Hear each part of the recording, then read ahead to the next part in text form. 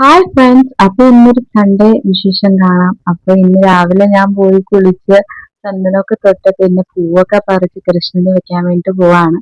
അപ്പൊ സൺഡേ ആയിക്കഴിഞ്ഞാലും നമ്മൾ എല്ലാരും വീട്ടിലുണ്ടാവും. അപ്പൊ ഇന്ന് നല്ല രസമായിരിക്കും. എല്ലാ ദിവസവും നമ്മള് ജോലിയൊക്കെ കഴിഞ്ഞ് വന്നാല് എല്ലാരും പല സ്ഥലത്തായിട്ട് ഇരുന്ന് അങ്ങനെ ടൈം കളയാറുള്ളൂ. പക്ഷെ സൺഡേ ഞങ്ങൾ ഒരുമിച്ച് കൂടെ എന്തെങ്കിലും വർത്താനൊക്കെ പറഞ്ഞ് പാട്ടൊക്കെ പാടി അങ്ങനെ ഇരിക്കും. അപ്പൊ ഇന്ന് അവള് രാവിലെ എണീറ്റ് പടമൊക്കെ വരയ്ക്കായിരുന്നു. ഞാനത് നോക്കി കഴിഞ്ഞിട്ട് പോയി ഇപ്പൊ ജോലിയൊക്കെ ചെയ്തു. പിന്നെ ഇന്നൊരു പ്രൊഡക്റ്റ് വന്നിട്ടുണ്ടായിരുന്നു.